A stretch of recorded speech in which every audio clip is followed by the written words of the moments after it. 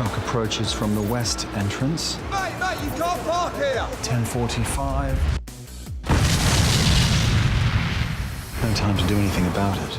It's a contemporary legal thriller which is following two lawyers in an incredibly complex case, and we're then led into a world of paranoia and secrets and lies. It's actually quite convenient to be under surveillance.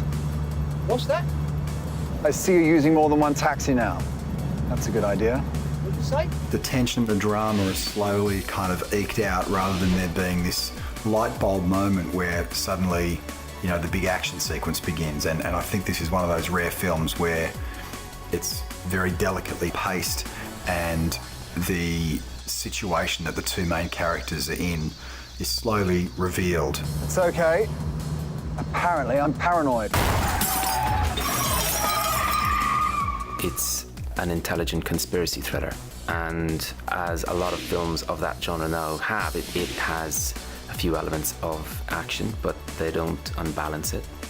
And thrillers, it just happened to be maybe my favorite genre. MI5 liked the idea of a man who was already compromised.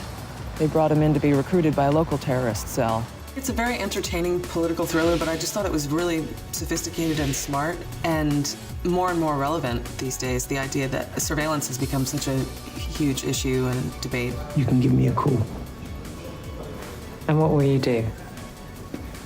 Whatever needs to be done, Claudia. An audience can expect to watch a very grown-up and exciting story that will at once be emotionally engaging because you care about these characters' personal lives, but at the same time will force one to think about things which are alive and pertinent concerns for the time that we live in now. Do you know of any reason which would prejudice your ability to carry out this case? No, my lord. It's the story of the aftermath of a big terrorist attack in London.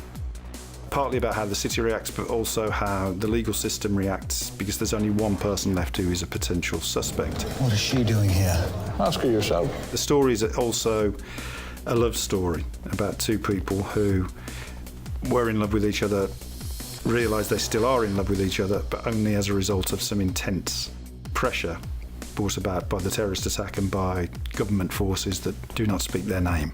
But would you please inform the lady opposite that I have first call upon your services and expertise? Well, perhaps in all the excitement, Mr. Rose has forgotten that there is a special advocate on this case and that we are both representing the defendant. I want to eat my lunch. I was here first.